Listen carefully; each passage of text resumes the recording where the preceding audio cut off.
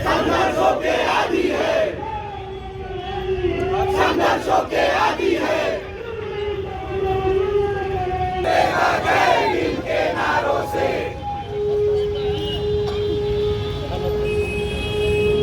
माझं प्रेम, मी ॲडव्होकेट निखिलेश मेश्राम आपला खूप धन्यवाद करतो की आपल्या मार्फत आम्हाला हा संदेश अख्खा भारतभर आणि धन्यवाद या सरकारला करना चाहतो की हा जो समर्थनामध्ये त्यांनी UGC ॲक्ट जे आणला आहे त्या UGC ॲक्टला संपूर्ण बहुजन समाज, सगळे विद्यार्थी वर्ग, युवा वर्ग आणि वरिष्ठ वर्ग याला सगळे साथ देऊन राहिले, समर्थन देऊन राहिले। आणि या समर्थनामध्ये आम्ही हा आज आंदोलन काढलेला आहे।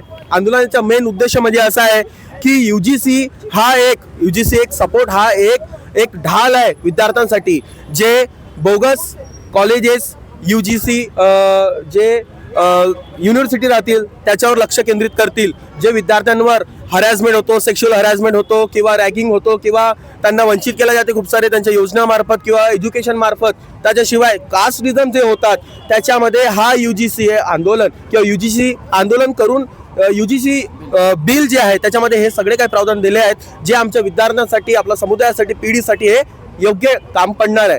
याच्यात मुख्यतः म्हणजे धन्यवाद मी हे करणं चाहतो की यांनी 24/7 म्हणजे 24/7 एक अशी ऑर्गनायझेशन कमिशन बसवलं आहे की ज्याच्यामध्ये 9 लोक असतील, 9 पैकी 5 लोक SC ST असतील, 4 पैकीचे अजून माहित नाही पण 4 पैकी मध्ये महिला, अपंग वगैरे असले पाहिजे। 9 लोकांचा एक संघटन राहणार, त्याला UGC नाव दिलं जाईल। ते भविष्यात जर कोणत्याही कॉलेजमध्ये कुणावर अन्याय अत्याचार झाला तर ते 24/7 काम करणार आहेत। 24 तासाच्या आधी तिथले जे VC राहतील, जे मॅनेजमेंट अधिकारी राहतील त्यांना ते कंप्लेंट देतील आणि कारवाई करून घेतील। तर यासाठी खूपच धन्यवाद करतो की 24/7 असं काम करणारं UGC बिल आणि कमिशन्स त्यांनी आणलेलं आहे, त्यासाठी आम्ही सगळे समर्थनामध्ये आहोत। सकल OBC महामोर्चा UGC समर्थन समिती, सकल OBC महामोर्चा UGC समर्थन समिती जी आहे याला सपोर्ट करतोय आणि आम्ही सकल OBC महामोर्चाचे काही कार्यकर्ते इथे आलेलो आहेत UGC समता बिल 2026 याला समर्थन देण्यासाठी।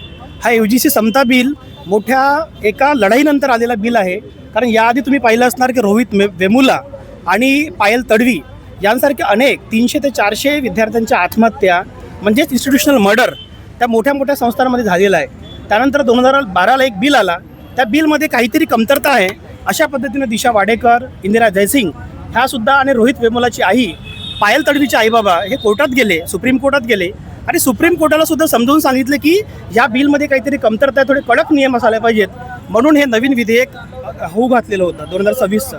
त्यामध्ये SC ST OBC तर आहेच, परंतु सवर्णांमधल्या महिला, सवर्णांमधले हँडिकॅप आणि सवर्णांमधले जे वंचित घटक आहे, म्हणजे यामध्ये सवर्ण समाज जे सो कॉल्ड स्वतःला समजतात ते सुद्धा याच्यामध्ये आहेत। EWS असा घटक सुद्धा या बिलमध्ये आहे। तर यामध्ये राहिला कोण?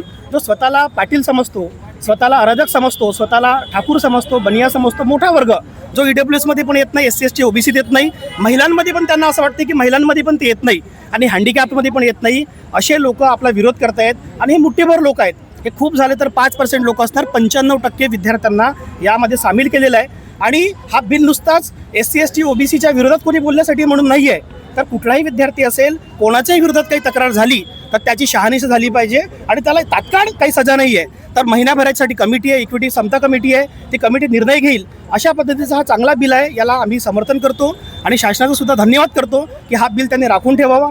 सुप्रीम कोर्टामध्ये थोडे काय आंदोलन झाले 50 लोकांचे, 50 समुदायांचे, तर सुप्रीम कोर्टामध्ये स्टे आलेला आहे। सुप्रीम कोर्टाला सुद्धा या माध्यमातून आमची विनंती आहे की याच्यावरचा स्टे हटवावा आणि हा जे कडक नियम आहे ते कडक नियम लागू करावेत, विद्यार्थ्यांना वाचवावं। धन्यवाद।